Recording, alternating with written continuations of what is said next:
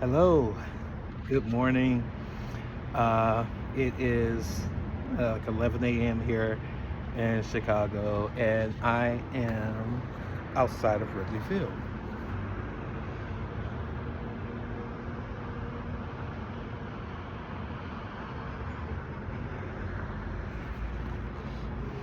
Not a super baseball fan, and I'm originally from Cleveland. If I ever rooted for a baseball team, it was the Cleveland Guardians, formerly known as the Cleveland Indians. But yeah, welcome to Mythology. My last video was intense. You know, I haven't had any cravings since, and I feel good. Um, I saw the doctor, my psychiatrist, that same day, and had a great conversation. And they're really helping me out. Um, so that's great. And I went to two meetings yesterday. One of my favorite meetings is Recovery Dharma. Recovery Dharma is recovery centered around Buddhist principles and what's called the Eightfold Path and Four Noble Truths. Unlike any other meetings, this Recovery Dharma focuses mostly on meditation. So what you do and it's actually really beautiful. So what it is the meetings are held at a Buddhist temple, and it's a beautiful place. And there's monks that live there, and they're so kind and so sweet, and it's just a beautiful place. So what you do when you come into the meeting space, you cannot come. You have to take your shoes off, and you have to respect. You have to use wise speech. So there's no cussing. You have to just be wise and intentional with what you say and how you present yourself in this space. And then so you take your shoes off, and then everyone sits on cushions on the floor, and we begin meditating, starting using different subjects. Yesterday was in impermanence. Impermanence. Impermanence means that nothing is permanent. So, for example, like the craving that I had the other day, that was impermanence. Like, that was something that is not a permanent feeling. But when you're an addict and if you are like not in recovery, you it's permanent to you. That craving is permanent to you. So what you're gonna do is you're gonna get up and go call your dealer or go do whatever you need to, like, get what you want, right? Get your drug. So, but impermanence speaks on being able to sit with that craving and having the mind to understand that craving is not a permanent thing, and it will go away if you allow it. So it's almost like what I did the other day is when I had that craving, I didn't allow it to overtake me. So what I did is I went for a walk, and I talked to y'all, and it was I didn't have the craving anymore. So that craving was impermanent. So yeah, I love that meeting, and I will speak more about it, and even have some wise friends speak. So as opposed on this channel, as opposed to a sponsor, if you're using Recovery Dharma as your as your main recovery tool or meetings or recovery home group, instead of having a that is a beautiful dog. See, squirrel. Look at this dog, y'all. Can I turn my camera around? I don't know, but I don't know if y'all see him, but that's such a good boy. He's over there, and I don't know if y'all can see him. Maybe there is a way I could have switched the camera around, but I'll figure that out. Anyway,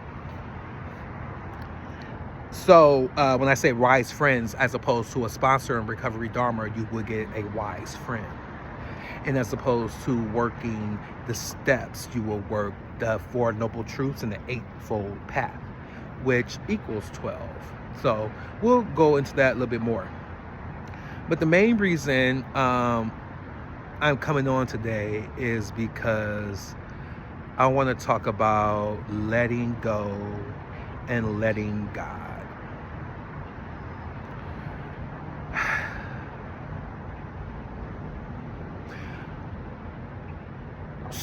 So I haven't worked a full-time job since October. I was fired from a job, which I have never been fired from a job before. I don't want to go and get into all of that, but and partly, I was fucking up. I was getting high and I was arrogant. But anyway, and then prior to that, I hadn't had a steady full-time job since the summer of 2023. And so ever since then, it was a big struggle for me, like, paying bills and making ends meet and getting behind on my rent and like receiving assistance and constantly stressing and worrying about what I'm gonna do next month, what I'm gonna do for food, what I'm gonna do for that, and just being worried and so consumed with that and feeling like physically feeling the weight of that, right?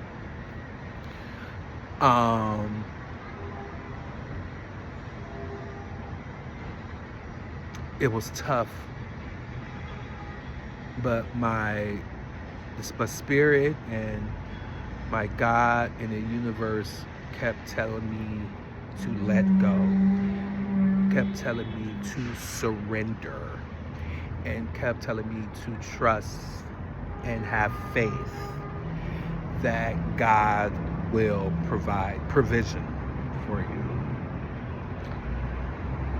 In that time, since 2023, the summer of 2023, up until when I moved into the recovery home, it's going on a month now that I've been in the recovery home almost a month now. But before that, the struggle to let go and release control of things. Man, like, I don't know if I can really explain it, but I hope you guys are understanding what I'm saying. You're trying to control shit. Like you try to control shit, and that it's stressful. But you've heard the term let go and let God. I always heard that term, and I actually appreciated that term and loved that term, but I did not fully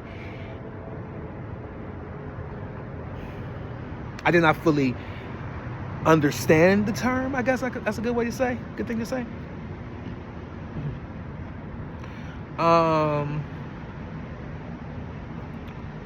Until like maybe the first of this year. At that point, I was 4 months behind my rent and letting the stress of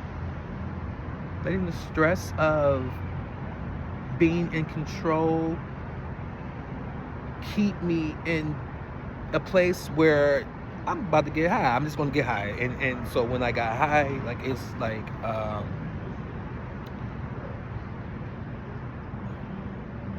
it was an escape from all of that, you know?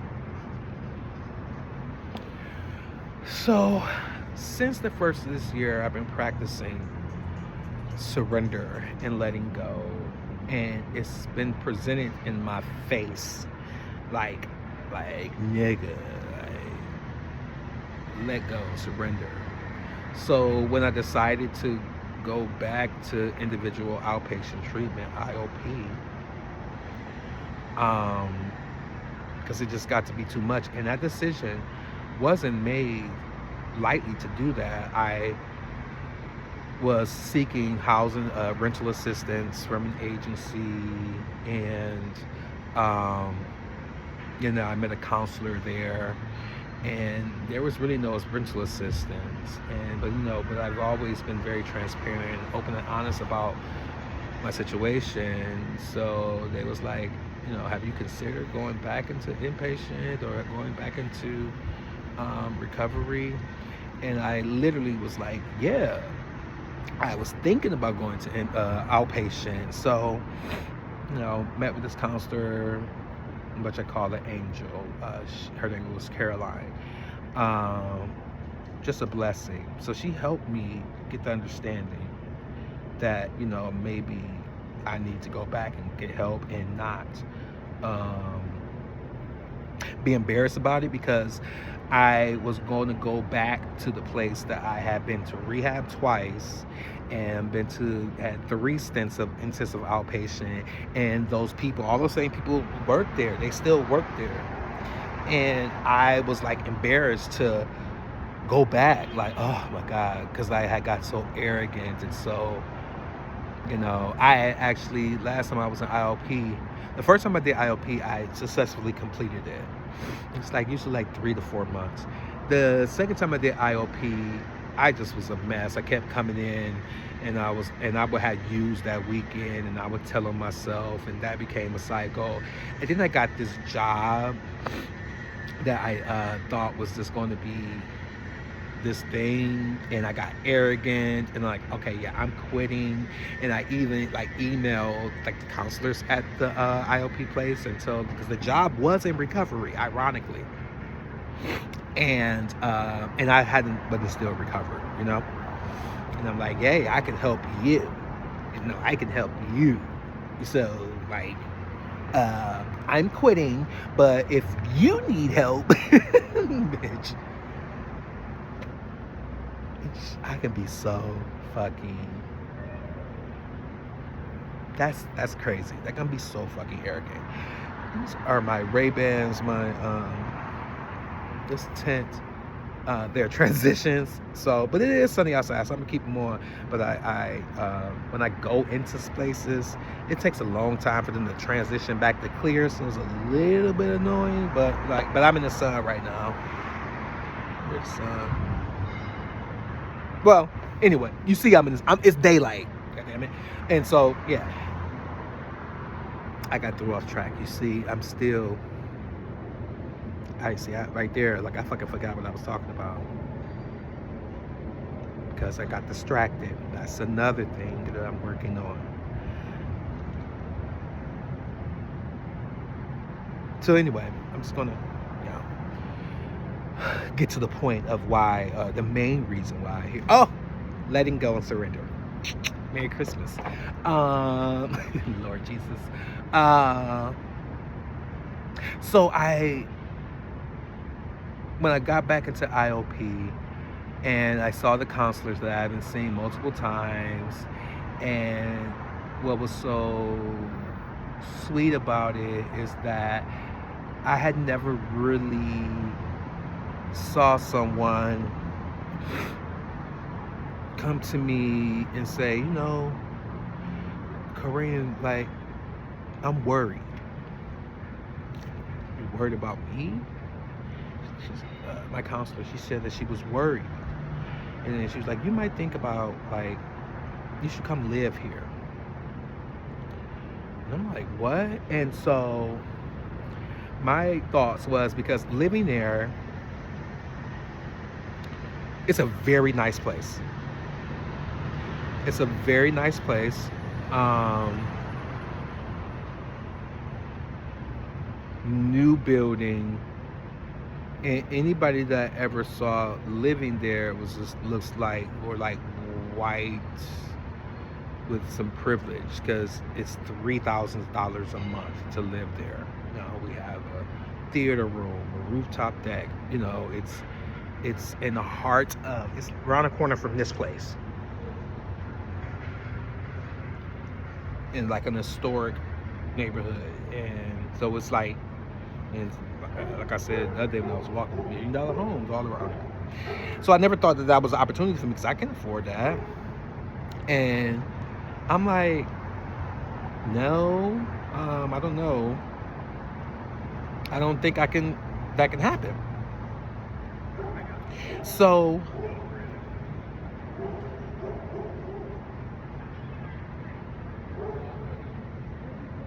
I'm like, can I really like live here? Like, what is that? I don't have any money. I can't afford to live here. And so my counselor was like, excuse me. Counselor was like, we can work something out. We'll make something happen. I'm like, okay. So I kind of like let it go, and then so I, coming back the next day because it's 3 days a week, and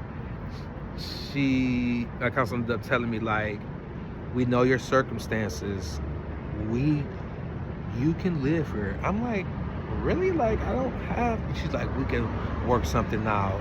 She says she spoke to someone, the executive director or whoever, and they're going to be calling me. And I'm still at this time unsure. Like, it's like I don't want to go into a situation where I'm having to owe folks, or I'm having to worry about paying rent and all that kind of shit. You know, I just really like, I have to like, if I was more in the thinking that I can just, I'm behind in my rent, I'm just going to go ahead and go to a homeless shelter, because I have done that before. Like, I've done it before. I've done it, anyway, I have a couple of bouts of homelessness. And,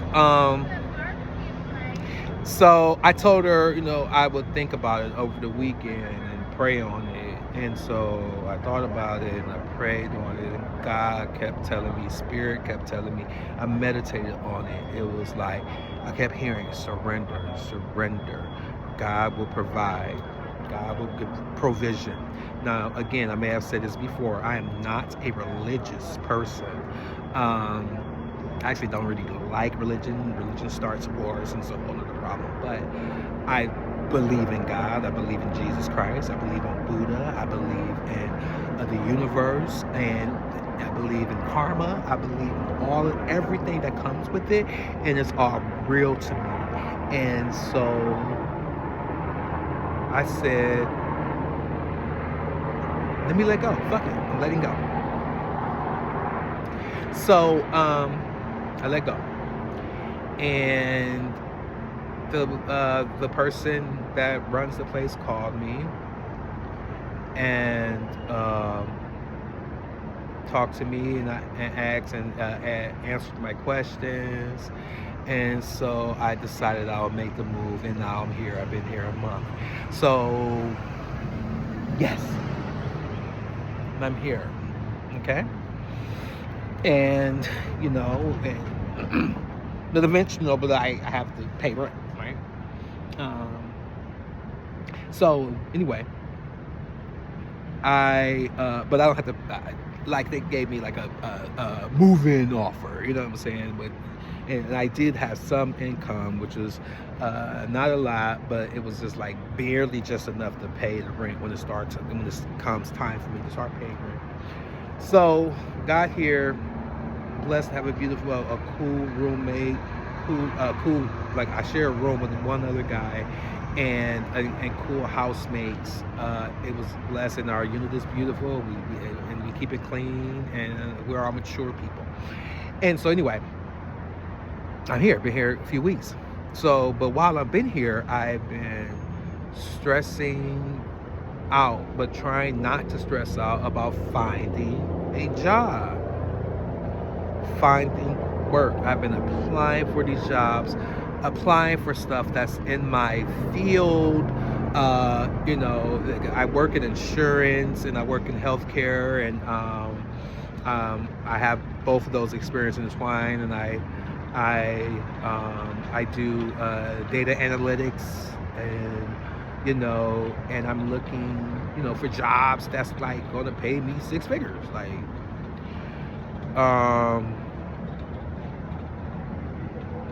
got a few callbacks, but then it's like I still haven't really been interviewed yet, but they're interested. We're going on like 6 weeks. Like, hey, we're interested in this, so we're gonna let's talk further. But I haven't heard back from them.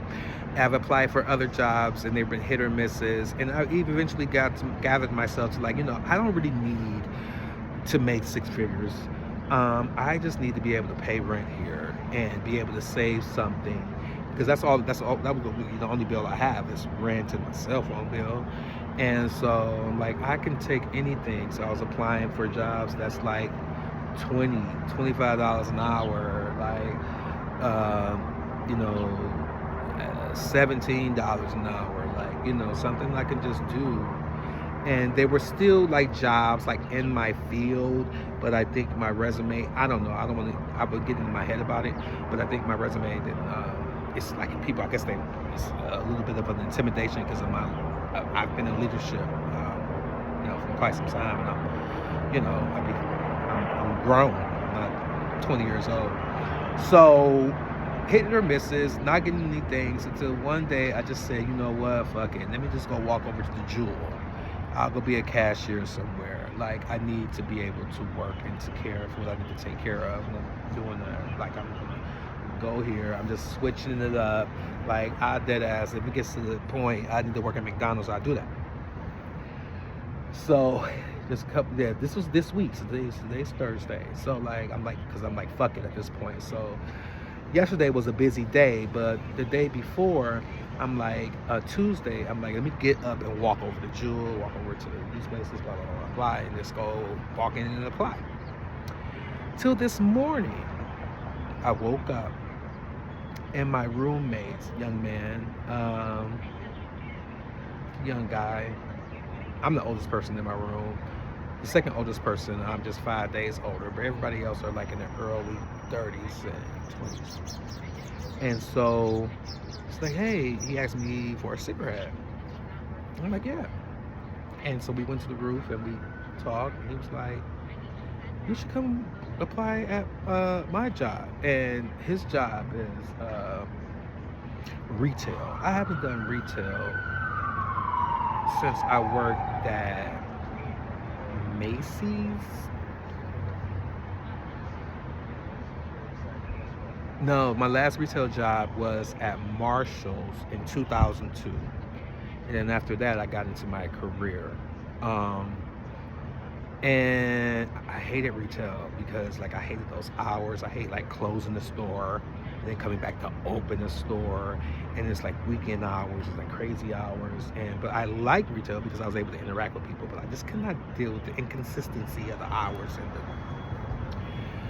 so he works at a store, a prominent store here, like literally on like third base in Wrigleyville, and sells sports goods. And so he's like, you should go and apply because we're hiring. I'm like, okay. And at the same time, I was thinking that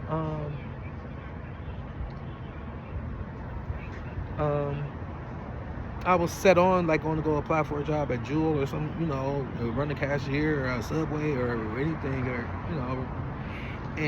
but this opportunity, he said, I'll refer you, like, and on my resume, I don't have any of my experience as a retail person, like from when I first started working at 14 to 24, for 10 years, I worked in retail.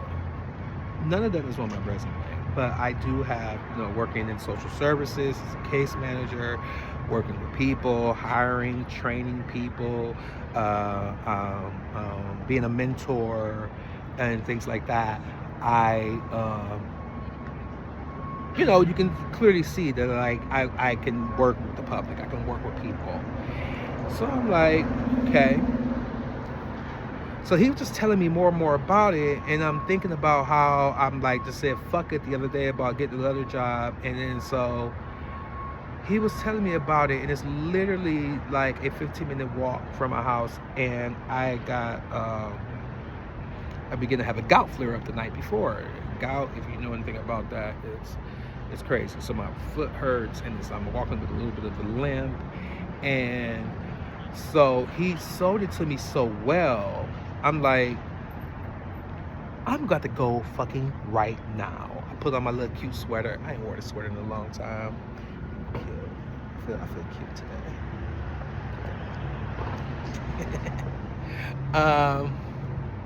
And just casual, and walked in and asked if they're needing people. They said, yeah. I was referred by this person. It's like, oh, okay, yeah. Why the fuck did they interview me on the spot? They interviewed me on the spot, and did not expect that. I was just going to just apply and show my face and show like the initiative. Like I didn't want to apply online. They interviewed me on the spot, and it was good. It went really well. And I actually need something like this because, the work I've been doing for the most part the last several years is like sitting down, or remote. But this one is being outside of Wrigley Field with the people. The store has some dope ass shit. Like they got like authentic like Cub stuff and different things that are in this. It's old. It's been around for like 40 years. It's family owned. Interview with the son. I think I got this job. I can walk here. I need to stand up for 8 hours. I don't mind that. And I can engage with the people, and I can sell clothes because I like clothes. And it's a reset. So just to wrap it all up, I let go and let God. I'm going with the flow. I'm letting go. This came out of thin air. Like my roommate, my housemate rather.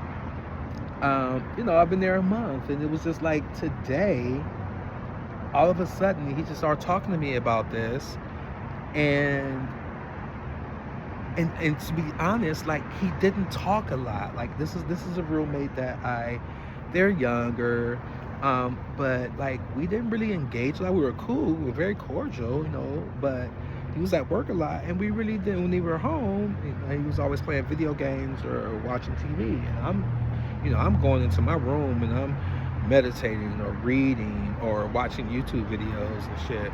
And so, I'm not really engaging that much like that, but this was the most he's ever spoken to me. When he asked for that cigarette and we sat on the roof and we talked, and it led me here. See, God be doing stuff, y'all.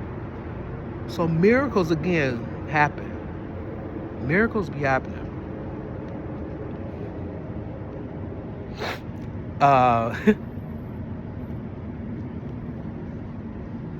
don't care how much money I make doing this. As long as I'm able to pay rent and I can save a little bit, this is a good step. I'm so self-conscious about this thing. And I might as well get used to it. Yeah, there we go. Let me find my ankles. It's like it up in my face. Like my skin is getting good. Okay, all right. God be doing stuff. Miracles do happen. We'll talk more about this, and thank y'all for watching my channel. Thank y'all. I've got some subscribers, a couple of subscribers. That's what's up. I got couple of views. That's what's up. And I want to grow this I want to grow this methodology together with y'all and with myself, and track my recovery, track my journey, track your journey, your recoveries and your journeys, and we can talk, ask questions, talk shit in the comments. I talk shit back. Holla at me. This is going to be a thing, and let's heal together, y'all. Let's watch the magic happen together. Okay? So please like this video, subscribe to my channel, share it with people you think that will help, or share it with people you think that it won't help. Like, subscribe, come on this journey with me. Thank y'all so much, and I will be talking to you all soon. Take care. Love everything. I'll see y'all soon.